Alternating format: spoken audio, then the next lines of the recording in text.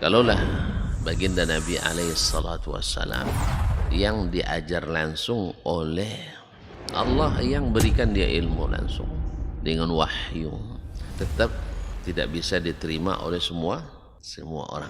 Innallaha la yarfa'ul ilma intiza'an yantazi'uhu min qulubil ibad, walakin yarfa'ul ilma biqabdil ulama. Bahkan sebagian besar orang pada waktu itu menolak Nabi alaihissalatu wassalam. Tetapi Nabi sallallahu alaihi wasallam mengajarkan kita untuk tidak patah arang dan tidak pernah berhenti berdakwah. Allah tidak mengangkat ilmu dengan mencabutnya dari hati-hati manusia, tidak. Tetapi dengan mewafatkan para ulama. Mana yang lebih afdal, ahli ibadah atau ahlul ilmi? Dari semua sisi ahlul ilmi lebih afdal daripada ahli ibadah. Sampai tidak tinggal satu orang pun ulama. Ittakhadhan nasu ru'usan juhalan. Ketika tidak seorang alim pun yang tinggal, akhirnya orang-orang mengambil para pemuka-pemuka yang jahil.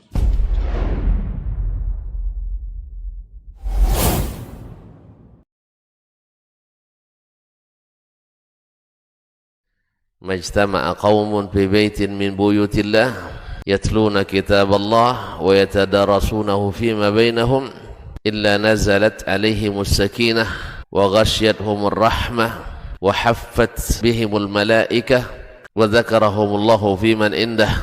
Tidaklah suatu kaum duduk di salah satu rumah Allah membaca ayat-ayat Allah dan sama-sama mempelajarinya, kecuali turun kepada mereka as-sakinah, ketentraman dan kenyamanan.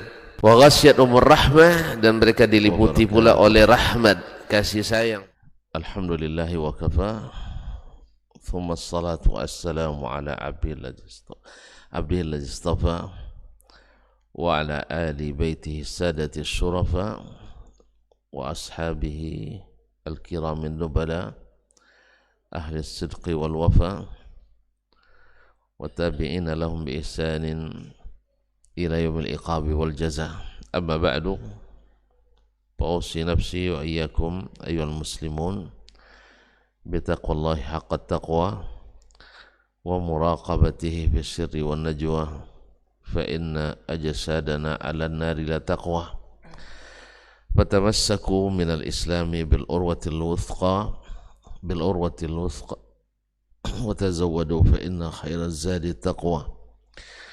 يا أيها الذين آمنوا اتقوا الله حق تقاته ولا تموتن إلا وأنتم مسلمون.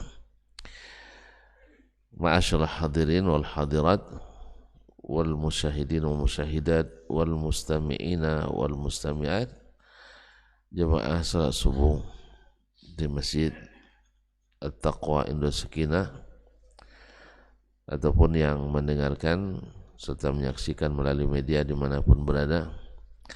Alhamdulillah, subuh ini walaupun hujan menyirami bumi, Allahumma sayyiban nafi'ah, kita tetap melanjutkan kajian bersama Imam Al-Bukhari rahimahullah melalui kitabnya Al-Adabu Al-Mufrad. Kepada Allah kita bersyukur atas kesempatan yang diberikan, kesehatan, mudah-mudahan juga keikhlasan. Semoga tak satu pun kita kecuali dilipat gandakan pahalanya dan diampuni dosa-dosanya. Amin, amin ya rabbal alamin. Salawat dan salam kepada baginda Nabi alaihi salatu wassalam, para ahli baitnya, para sahabat dan para tabi'in, serta siapapun yang setia mengikuti dan istiqamah di atas sunnahnya. Kaum muslimin, kaum muslimat yang dirahmati Allah SWT, kita sampai pada bab yang ke-192 ya, yaitu babu syahna. Babu asyahna. Wasyahna dari kalimat asyahnu, syahantuhu, yakni saya penuhkan, saya isi. Maka disebutlah charger ya untuk ngisi baterai itu namanya syahina, karena mengisi yang kosong dan isinya panas. Kan charger kalau diisi panas, maka asyahna itu isinya selalu yang membuat panas hati. Disebut pula yang kontainer dengan syahina, yaitu yang juga kalau kontainer itu kan sesak isinya, panas juga. Nah, isinya juga full dan berat serta panas. Jadi dari kalimat itu diambillah kata-kata atau tindakan-tindakan, hasutan-hasutan yang menyesakkan dada, yang membuat panas hati dengan asyahna awil musyahana. Kadang-kadang ini datang dari dua belah pihak dan kadang-kadang datang dari orang lain yang mengadu domba atau dari salah satu dari pihak. Yang jelas ini Imam Al-Bukhari ketika membahas masalah babus syahna setelah babul muhtajirain, karena memang kebanyakan daripada orang saling meninggalkan, saling membelakangi itu karena ada yang membuat panas di dada, buat panas di hati. Dan baik itu sebab duniawi maupun sebab dini, semuanya tetap dilarang. Semua tetap dilarang dan dihindari, baik karena sebab-sebab agama maupun karena sebab-sebab dunia. Ma'asyar kiram dirahmati Allah SWT, karena bertentangan dengan tujuan diutusnya para nabi dan rasul, diturunnya kitab-kitab untuk menyatukan hati dan melembutkannya, mendinginkan jiwa dan menenteramkannya, bukan membuat panas. Karena saling memanasi hati itu sebenarnya bukan sifat orang beriman, tapi adalah sifat al-jahiliyah, sifat orang jahiliyah. Mereka dulu memang karena tidak ada yang mendinginkan di antara mereka, sehingga permusuhanlah yang dominan di masa itu. Nah, kita lihat semakin banyak kejahilan umat, maka semakin mudah mereka untuk bermusuhan. Makanya aliran-aliran semakin ramai, semakin menyesakkan. Di mana ilmu tidak menyebar dengan sempurna atau kurang istiqamah di atas sunnah, maka akan kita dapatkan di situ sering terjadi asyahna atau permusuhan. Nah, Imam Al-Bukhari menyebutkan ini untuk supaya kita hindari, karena termasuk adab yang tidak terpuji.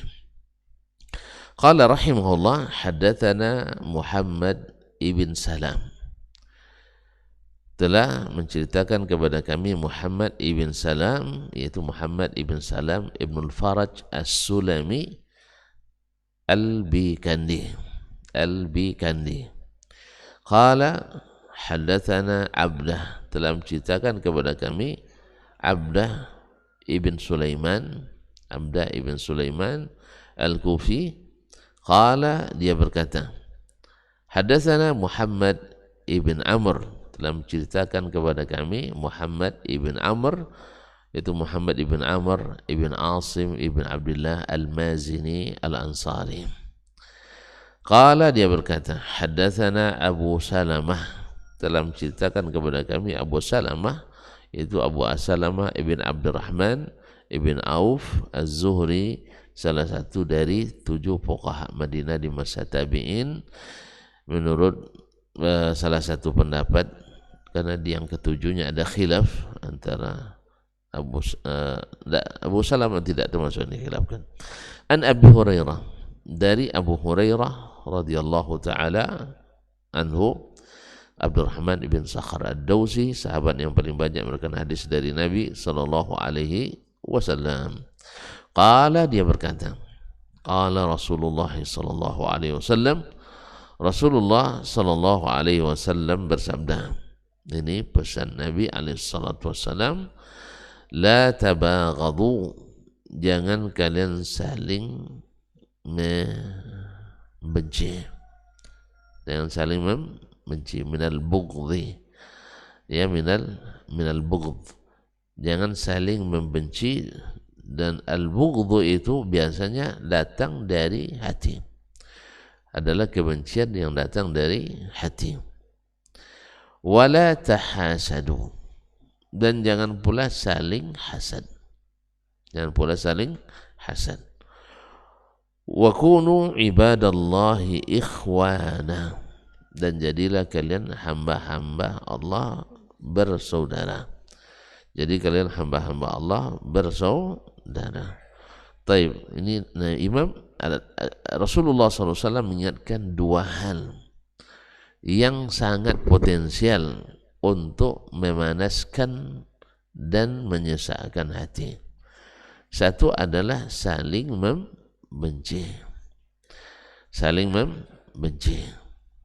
Dan membenci itu, kaum muslim dan muslimat, pasti karena ada sesuatu yang salah, baik salah itu nyata atau salah memahami. Salah memahami. Hari ini kita melihat orang kadang-kadang karena terpengaruh oleh isu dan berita, ya, isu dan berita, lahir kebencian. Misalnya karena kesalahan dalam menafsirkan, kadang sikap orang bersikap seperti ini, lalu kita tidak suka dengan sikap yang seperti itu, akhirnya ditafsirkan dengan tafsiran yang sangat buruk, negatif, hanya lahir kebencian dalam hati. Nah, kalau sudah benci, subhanallah, kaum muslim dan muslimat, ujung-ujungnya pasti saling membelakangi, saling, ya, kalau kadang-kadang keluar kata-kata hujatan dan fitnah seperti apa yang kita sering hari ini kita terjadi. Subhanallah, kebencian akibat daripada informasi yang kadang-kadang yang keliru atau pemahaman yang kadang tidak benar terhadap seseorang. Jadi dulu Nabi SAW, beliau manusia terbaik, manusia yang dikenal mencintai kebaikan untuk sesama. Itu belum lagi jadi rasul, satu-satunya orang di masa jahiliyah itu yang dapat gelar Al-Amin, beliau, atas prestasi, bukan prestise, bukan hasil kampanye tim sukses, tidak. Kalau kita Masya Allah profesional, amanah dan sebagainya, ya sah? Nah, ini tidak, memang hasil dari prestasi Nabi yang nyata. Lalu setelah beliau diangkat jadi Rasul, tentu akan berubah sikap sekarang. Dulu Nabi melihat orang di Makkah buat pelanggaran, misalnya ibadahnya syirik, Nabi cenderung diam karena memang belum ada perintah untuk mengingkari itu. Beliau diam, tapi beliau lakukan tidak. Jadi tidak ada sedikit pun terganggu orang Quraisy. Artinya beliau hanya tidak ikut, cuman tidak melarang. Lalu ketika Allah turunkan kepadanya wahyu, disebutkanlah kepadanya bahwasanya apa yang dilakukan oleh kaumnya itu adalah kesalahan besar, dan kita memang pantang disalahkan. Nah, kita memang pantang disalahkan, tapi sangat senang menyalahkan orang. Kita paling tidak suka disalahkan, tapi suka menyalahkan orang. Ada sedikit aja kita langsung komentar yang negatif. Nah, akhirnya menyebarlah berita di seantero Arab bahwa Muhammad sudah berubah, tidak seperti lagi dulu baiknya. Subhanallah. Mendengar berita, memang berita buruk itu lebih cepat menyebar sih, ya, lebih cepat menyebar fitnah itu. Akhirnya sesaklah napas-napas orang Arab itu sebelum bertemu Nabi SAW. Muhammad jadi pengacau masyarakat. Kan itu bahasanya, memutuskan hubungan silaturahim. Ya, membuat orang yang dulu tenang beribadah menjadi saling menyalahkan dan sebagainya. Akhirnya datang fitnah itu, datanglah kebencian ke dalam hati sebagian orang Arab yang belum bertemu dengan Nabi SAW. Jadi yang dahulu adalah isi dengan kebencian pada Nabi SAW. Nah, barangkali juga di setiap zaman itu ada orang diberikan isu-isu yang tidak sehat dan dia tidak mau melakukan klarifikasi. Nah, dulu contoh kasus misalnya Sumama ibn Uthal al-Hanafi dapat berita tentang Nabi, dia pembuka suku, apa istilahnya, kepala sukunya tertangkap. Lalu oleh Nabi SAW, dan itu sunnahnya, dia ikat dia di tiang masjid. Ya, nama tawanan kan tentu diikat, tidak diikatlah hari dia, ya kan?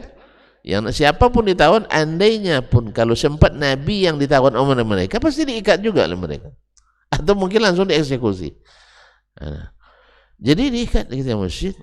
Nah, setiap hari dia mendapatkan haknya, karena memang memberi makan orang yang memberi makan orang yang ditawan. Wa yut'imuna at-ta'ama ala hubbi miskinan wa yatiman wa asira.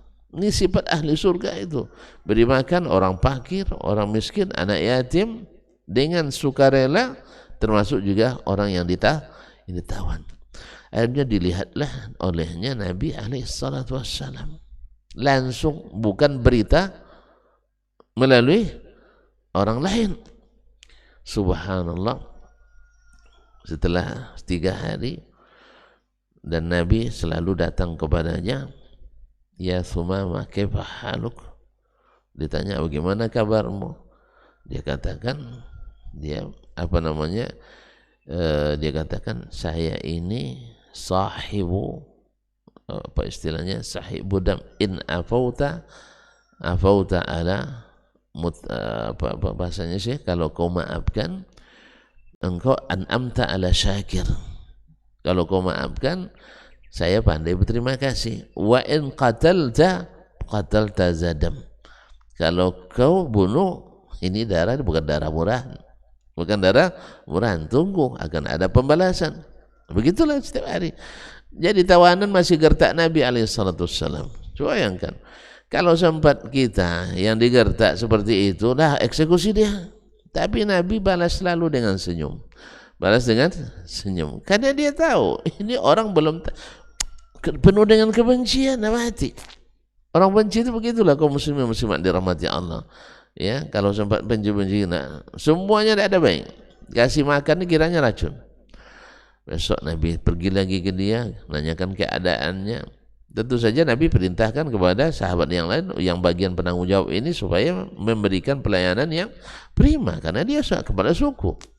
Nah, jawabannya sama. Kalau kau lepaskan orang yang pandai berterima kasih. Kalau seandainya kau bunuh, tahu enggak darah ini mahal, darah saya mahal. Sampai hari ketiga tetap jawabannya tak berubah. Subhanallah. Ayat Nabi SAW, atliquh, lepaskan dia. Ketika dilepaskan, macam layang-layang putus tali, dia berlari dia. Lari dia. Sahabat mengira dia akan melarikan diri, ternyata tidak. Dia pergi ke sebuah telaga, lalu mandi, dan setelah itu datang kepada Nabi SAW, asyhadu an la ilaha illallah wa asyhadu anna Muhammadar Rasulullah. Karena dia sudah melihat langsung sekarang apa yang terjadi, bukan melalui berita-berita yang dipublikasi. Dilihatnya sebenarnya seperti apa Nabi SAW, maka hilanglah kebencian itu. Yang tinggal sekarang adalah cinta,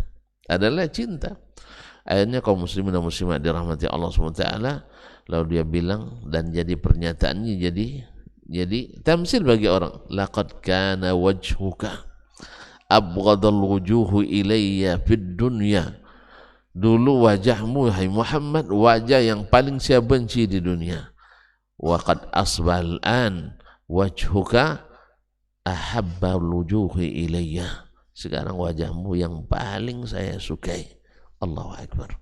Lihat kaum muslimin bagaimana berita yang miring. Makanya di hadis selanjutnya nanti Nabi SAW mengatakan orang yang paling buruk di hari kiamat itu Zulwajhain, yang tukang adu domba, yang tukang sebar fitnah. Nah, kadang-kadang dia tidak punya berita yang benar, tapi tiba-tiba sudah menebar fitnah hoax yang besar. Nasallallahu as-salamata wal afiyah. Kemarin ma'asyarul kiram dirahmati Allah Subhanahu wa taala, akhirnya Nabi SAW dicintai oleh Thumamah, masuk Islam, wa hasuna islamuhu, dan baik Islamnya. Kisah seperti ini pada Nabi sangat banyak, dan juga pada sahabat sangat banyak, bahkan pada masyayikh sendiri, ya syekh-syekh kita yang dibenci karena dengan berbagai isu. Misalnya isu tentang dakwah as-sunnah ini. Mereka tak pandai senyum itu. Ya, tapi orang tak pandai senyum, kawan, itu masalahnya. Sebelum ngaji pun tak senyum juga, apalagi setelah ngaji dia dapat pula jurus hajar pula. Salam tak dijawab dan sebagainya. Memang ini kesalahan juga sebagian kita yang salah kaji gitu, na'udzubillah. Jadi kaum muslimin akhirnya membuat wajah buruk. Tapi setelah melihat bertemu dengan syekh, ya seperti kasus seorang anti Wahabi dari Mesir bertemu dengan Syekh bin Baz rahimahumullahu jami'an, subhanallah, berubah 180 derajat. Dulu hatinya penuh dengan kebencian terhadap dakwah yang mereka sebut Wahabi itu, dakwah Wahabi. Pokoknya sampai-sampai ada yang mengisukan Palestina dijual oleh Wahabi pada Israel. Berapa sih dijual sama Palestina? Ya, kemudian waktu itu orang Arab Saudi sudah punya kuasa terhadap Palestina, memang dijual. Jadi subhanallah, kaum muslimin dan muslimat dirahmati Allah. Sampai hari ini juga kita bisa bantu sedikit, tapi tidak senang kalau tak menyudutkan orang. Kan ada orang seperti itu, ya, dia bantu, lalu lihat orang lain tak bantu, akhirnya timbul ujubnya. Dia bilang, kami bantu, kamu tidak bantu. Ya Syekh, kalau kau ikhlas, tidak usah pikirkan orang bantu atau tidak.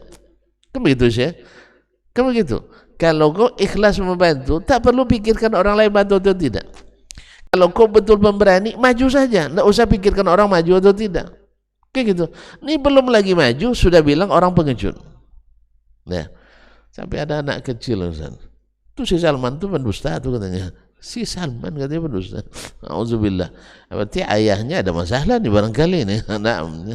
Ya, atau dapat dari orang lain yang ini dengan dia. Auzubillah. Subhanallah. Akhirnya kalau kita lihat, kita bantu si negara ini, kirim berapa kemarin? Berapa ton? 52 ton, sah? Iya bang, buka lagi berita bang. Buka lagi berita. Mereka kirim hanya 1058 ton. Ekornya aja lebih besar mereka daripada induknya.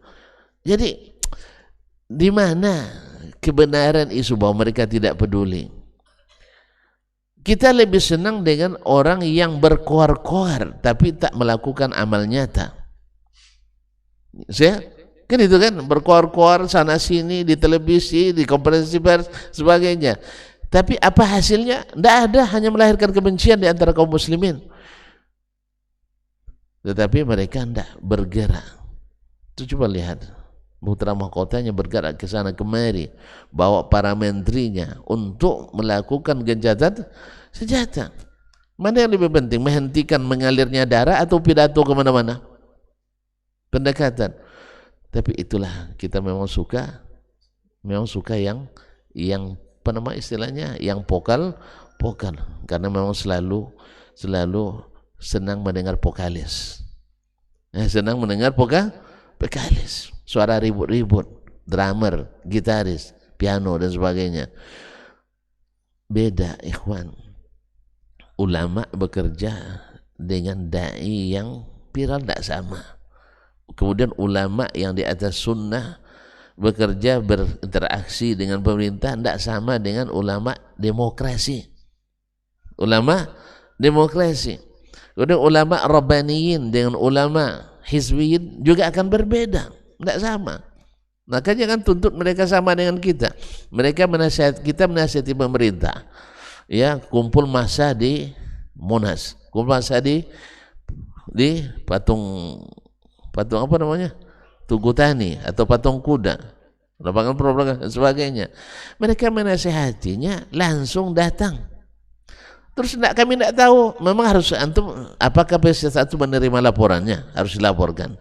Nah, yang seperti ini kaum muslimin, isu-isu dan informasi yang seperti ini hanya menimbulkan sesama kaum muslimin saling membenci. Maka terkutuklah orang-orang yang membawa isu-isu yang tidak menyehatkan itu. Ya, terkutuk orang-orang yang suka membuat kebencian di antara kaum muslimin. Harusnya dalam kondisi seperti ini kita tidak lagi melihat batas-batas ini hizbi, ini bukan, ini kita muslim menghadapi kafir. Nah, demikian juga sebagian yang meremehkan perjuangan pula. Gara-gara Hamas makanya terjadi penyerang Israel. Kaum muslimin, dulu tahun 50-an belum ada Hamas, belum ada di sana Hamas. Belum ada Hamas di situ. Terjadi pembantaian. Yang namanya Yahudi, asal sedikit sebuah kesempatan akan ada pembantaian. Ada tidak adanya Hamas. Makanya yang melecehkan ini juga orang yang mungkin lupa atau buta sejarah. Jadi kaum muslimin harus enggak. Ada tidak adanya Yahudi akan bantai kaum muslimin. Ya, pembantaian Sobra Wasatila, pembantaian Rafah, kemudian Gaza, jilid 1, jilid 2, jilid 3, jilid 4 sekarang. Semuanya ada. Belum ada mereka, itu sudah ada. Kaum muslimin dan muslimat dirahmati Allah SWT. Jadi membuat umat saling membenci itu harus dihindari dalam segala keadaan. Naam, yang salah harus diluruskan, tapi menuduh dengan fitnah itu tidak benar. Ya, menuduh dengan fitnah tidak benar. Kadang-kadang kita karena tidak paham dengan situasi politis, kadang-kadang trik atau suatu tindakan politis disamakan dengan tindakan agama. Orang kaum muslimin dan muslimat yang dirahmati Allah SWT, mungkin kaum muslimin sepakat bahwa minta bantuan orang kafir memerangi orang muslim boleh apa tidak? Khilaf juga. Minta tolong orang kafir memerangi orang Islam boleh apa enggak? Ya enggak boleh. Enggak boleh. Cuman ada terjadi itu tidak? Terjadi. Kenapa terjadi? Antum tahu enggak? Enggak. Karena yang diperangi itu di belakangnya orang kafir juga. Yang kedua, orang Islam tidak satu pun yang siap membantu orang Islam yang diperangi ini. Jelas? Tidak jelas. Makanya tidak usah bercakap dalam masalah itu. Ini masalah besar. Jadi kaum muslimin dan muslimat rahmati Allah, yang memerangi, yaitu dulu Irak memerangi Kuwait. Setelah Kuwait targetnya Arab Saudi. Yang di belakang Irak itu siapa? Hah? Acusam juga. Ajusam. Jelas?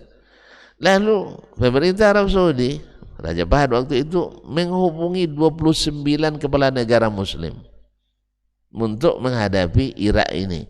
Bukan menghadapi dengan perang, bukan itu maksudnya, supaya mereka turun tangan, kalau bisa dihentikan. Mana ada yang berani? Satu pun tak ada yang siap. Tak ada yang siap. Makanya sekarang para analis politik Timur Tengah yang bicara berkoar-koar, kenapa tidak turunkan senjata? Antum bukan ahlinya, antum hanya ahli bercakap, ya. Bukan di orang pemerintahan lebih paham. Jelas ya? Tidak jelas antum semangat muda, itu masalahnya. Kalau semangat, semua kita bersemangat, tapi semangat harus dengan ilmu. Semangat harus dengan ilmu. Siapa yang rela? Masa antum yang tidak ngerti banyak tentang agama lebih tersiksa hatinya daripada para ulama yang tahu hukum-hukum daripada kita, yang tahu berisiko menyia-nyiakan umat Islam? Masa antum lebih hebat daripada mereka? Jelas ya? Jelas. Cuman para ulama tidak akan sama dengan cara antum. Ya, makanya dulu Utsman sampai dibunuh oleh Khawarij itu karena memang mereka ingin Utsman seperti mereka.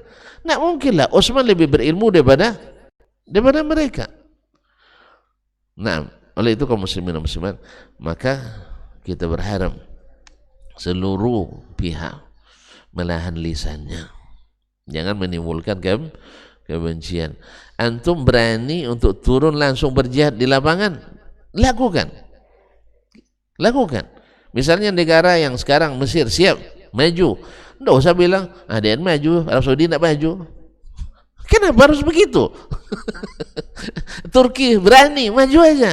Kenapa tunggu Arab Saudi pengecut kata kalian? Biarlah setelah kita nanti bisa memerdekakan Aqsa, lalu Arab Saudi tidak ikut, baru kita bilang itulah kalian pengacui. Nah, kami yang pemerintah berani. Enggak, yang bicara pun tidak maju-maju juga, tapi sudah merendahkan saudaranya sendiri, padahal mereka punya andil lebih besar daripada yang bicara tentang pengungsian. Di Arab Saudi bukan pengungsi, tapi diterima sebagai warga yang berbaur dengan warga asli. Pengungsi Suriah, pengungsi Palestina, orang Lebanon, bahkan orang Rohingya. Orang Rohingya itu tidak kurang dari 500.000 di Arab Saudi. Mereka membaur, bukan di kamp pengungsian. Orang pergi ke Turki di pengungsian, orang pergi ke Mesir di pengungsian, tapi di Arab Saudi tidak. Cuman masih banyak juga hati-hati. Saudara-saudara yang kadang dekat sekali hidungnya dengan kita, Ustaz. Dekat sekali hidungnya dengan kita masih punya perasaan-perasaan seperti ini. Apa sebab? Karena terlalu sering mendengar pada analis politik. Saya katakan, memang oke, kita katakan mereka penakut. Ayo kita yang pemberani maju. Mereka sudah amankan 2 tanah suci. Dah, mereka pengecut kan? Atau pemberani? Maju. Kalau memang pemberani, oh enggak, kami kalau enggak ikut Arab Saudi enggak berani kami. Oh, berarti mereka yang pemberani, bukan antum yang pemberani. Ya. Jadi kalau enggak ikut mereka, kami enggak ikut. Berarti antum tak beraninya karena ada mereka. Berarti bukan antum termasuk pengecut juga. Paham maksud saya? Paham maksudnya? Kan ramai orang sekarang nih yang menghujat Arab Saudi, kalian pengecut, tidak peduli dengan Palestina, ya, menjual Palestina. Ini lisan-lisan berdosa seperti ini didengarkan orang juga, na'udzubillah. Tayyib. Sekarang akhi, antum bilang mereka tidak peduli. Pedulikan aja antum sendiri, jalanlah. Kan masih banyak umat Islam yang lain. Tinggalkan Arab Saudi itu. Kalau betul mereka tidak peduli, mereka tidak bantu, antum kumpulkan bantuan sebanyaknya. Kalau antum ikhlas, orang tak bantu, tak peduli kita. Misalnya ada orang sekarang sedang sakitnya, kita bantu. Atau ada orang butuhkan, kita berikan uang. Orang nak beri tak beri, kita tak peduli. Kalau memang pemberani. Tapi kalau hanya sekedar berkoar-koar, kamu tidak peduli, saya peduli, yang antum peduli itu kan cuma berapa? Yang berkoar-koar kasih 5.000, orang tuh kasih 5 juta. Yang berkoar-koar, oh apa, saya pemberani, ini 5.000, orang tuh kasih 5 juta. Nah, kaum muslimin dan muslimat dirahmati Allah, antum hanya memberikan memberikan komentar di media-media. Mereka langsung menghubungi orang-orang yang punya pengaruh di dunia. Nah, saya menggunakan kekuatan politisnya untuk menekan negara-negara yang mendukung Israel itu. Antum hanya komentar saja. Mana yang lebih baik? Yang dibutuhkan komentar atau kerja nyata? Kerja nyata. Cuman kita memang suka lebih menyenangi orator daripada yang kreatornya. Kita lebih menyenangi bintang film daripada yang buat. Kan ya, bintang lebih kita sayangi daripada yang buatnya. Padahal kalau tidak ada apa istilahnya itu, sutradara, tidak jadi filmnya. Yang dikagumi siapa? Pemainnya. Allah musta'an. Padahal pemainnya kalau tidak ada saudara, tidak jadi filmnya. Jelas? Jadi hindari hal-hal yang membuat tabaghut di antara kaum muslimin. Dan juga tahasud, jangan saling hasad. Orang hasad seperti yang sering kita sebut, takkan pernah tenang hatinya. Dapat nikmat orang sesak dadanya. Ada pula orang yang berbini dua, dia pula yang risau. Apa hubungannya? Orang berbini menikmati, dia sibuk dan sakit hati. Orang bikin rumah, dia sakit hati. Orang pergi haji, dia sakit hati. Yang seperti ini tidak ada hidupnya tenang, akan menderita terus. Apa sebab? Sampai kita bisa bahagia melihat orang bahagia. Oleh itu kaum muslimin dan muslimat, ini penyakit. Maka Nabi katakan tidak berkumpul antara hasad dengan iman dalam dada seseorang. Bila dia hasad, imannya minggat. Bila dia iman, hasadnya terhapus. Dan bila keduanya ada, tidak mungkin. Makanya tidak mungkin hasad itu ada. Oleh sebab itu, walaupun bibitnya ada, semua kita punya bibit hasad. Seperti kata Syekhul Islam Ibnu Taimiyah rahimahullah, ma min jasadin illa wa fihi hasad. Tidak satu pun jasad kecuali punya semuanya bibit hasad. Ammal karimu fayukhfihi, orang yang akhlaknya mulia, hasadnya tak akan kelihatan. Artinya dia tekan dan dia tenggelamkan.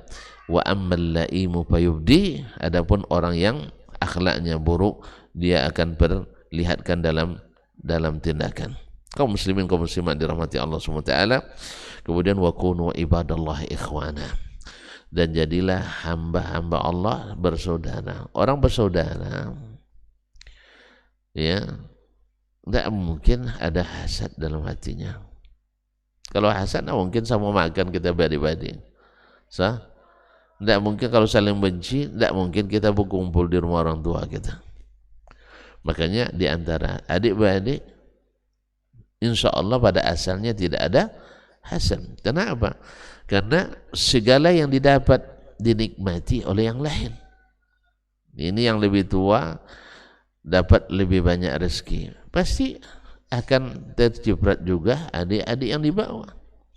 Apalagi ayah dan ibu, lebih lagi kalau ayah dan ibu dia tidak sempat makan, awak yang makan dulu ya.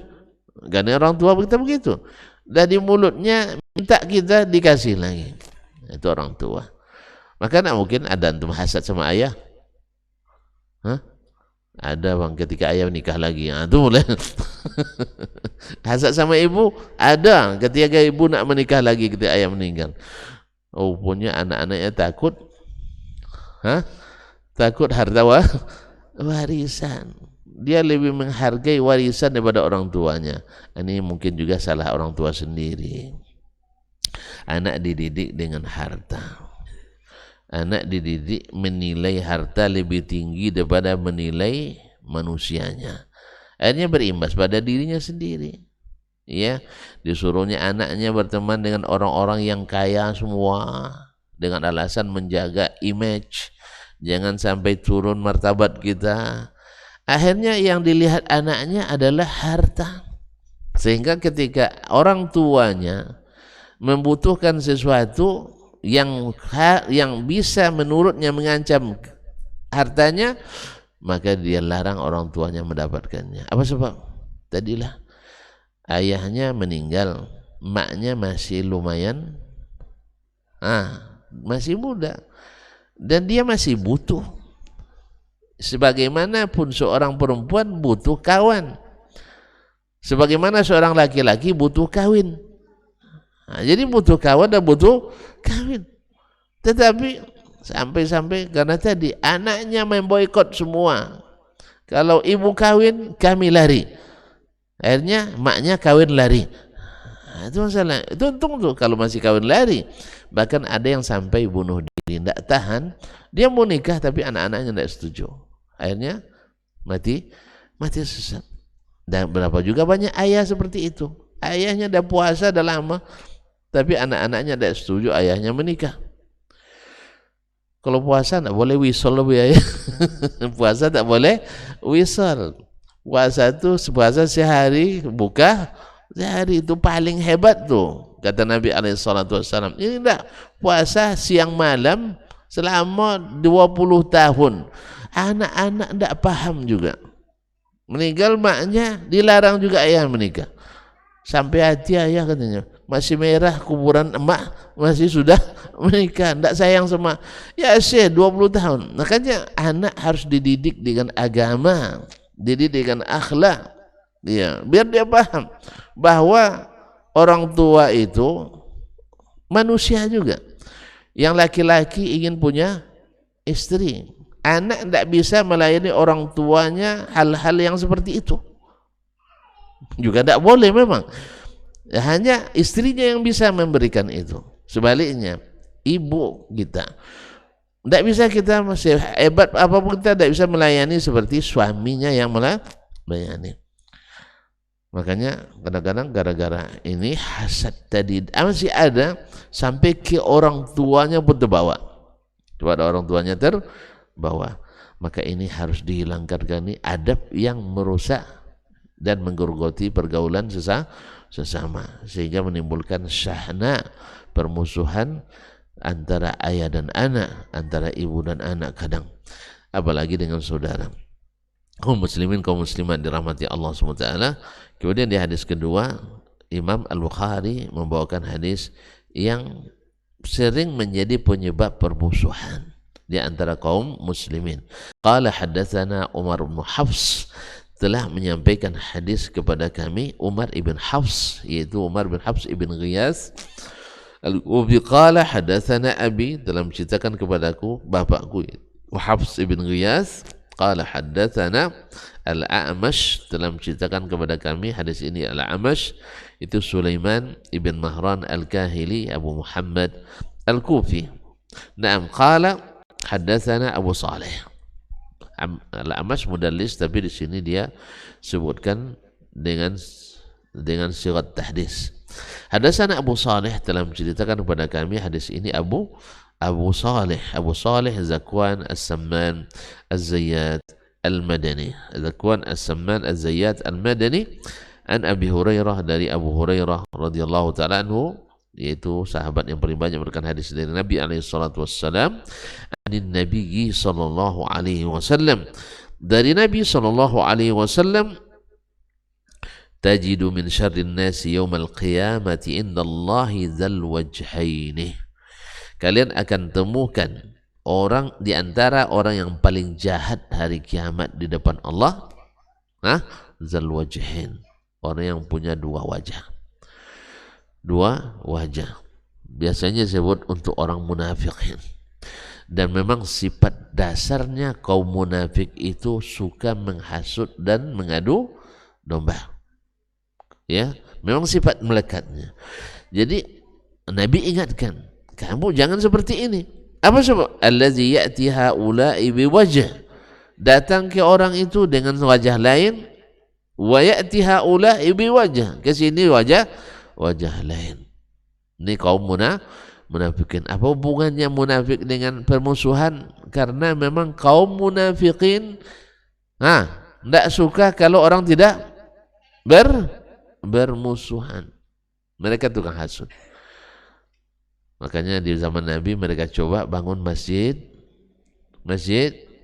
dirar, Untuk apa? Tafriqan bainal mu'minin, untuk memecah belah barisan kaum beriman. Nah, cuman orang hari ini salah pula. Orang bikin masjid, didirikan sunnah Nabi dalam dibilang masjid dirar. Nah, tuh. Karena apa? Memecah jemaah. Nggak, ini tidak masuk kategori. Karena apa? Di masjid-masjid kita banyak orang tidak menghidupkan di dalamnya sunnah Nabi alaihissalatu wassalam. Lalu datang dai nak menghidupkan itu, diperangi, dibatasi, bahkan dipersekusi. Akhirnya kalau nak masjid, bikin masjid sendiri, dibuat masjid sendiri, dibilang pula masjid dirar. Tidak, karena masjid dirar itu jelas. Pertama tujuannya adalah tafriqan bainal mu'minin. Pertama diraran, sesuai namanya, mendatangkan mudarat. Ini bukan mendatangkan mudarat, mendatangkan manfaat.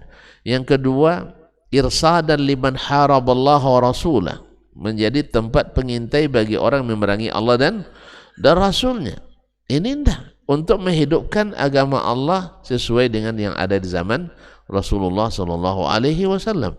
Makanya hati-hati dalam menyampaikan atau mengatakan ini masjid dirar dan sebagainya, hanya karena tidak disenangi oleh masyarakat umum, karena mereka tidak terbiasa dengan sunnah-sunnah Nabi alaihi salatu wassalam. Cuma ada juga provokatornya di kalangan para dai ini. Itu masjid dirar tuh. Apa sebab?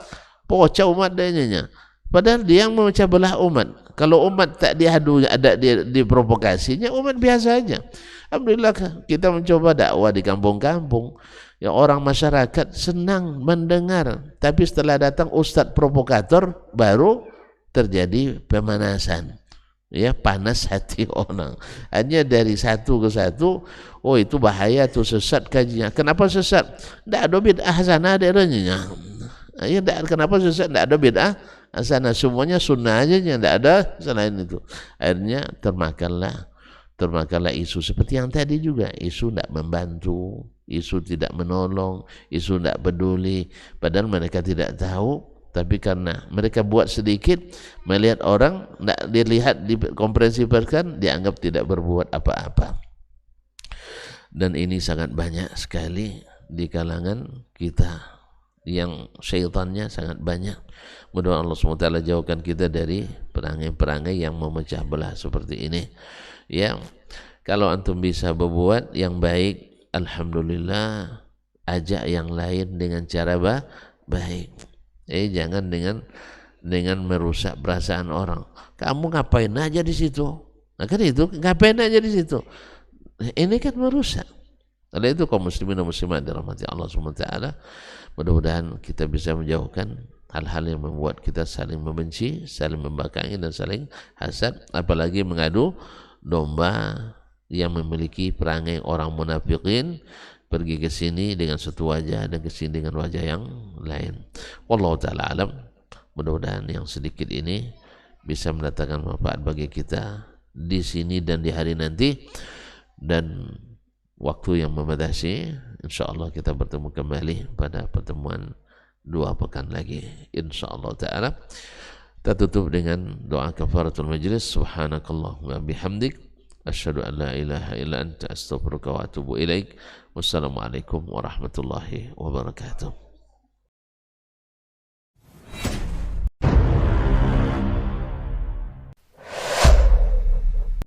Dunia dan seisinya ini bagi Allah tak sama nilainya dengan sebelah sayap lalat. Barang siapa yang beramal untuk akhiratnya, Allah akan cukupkan baginya urusan dunia. Sayati zamanun 'alan nasi as-sabiru fihim qalqabit al-jamarah. Akan ada satu masa di akhir zaman yang berpegang teguh dengan agamanya seperti orang yang sedang memegang bara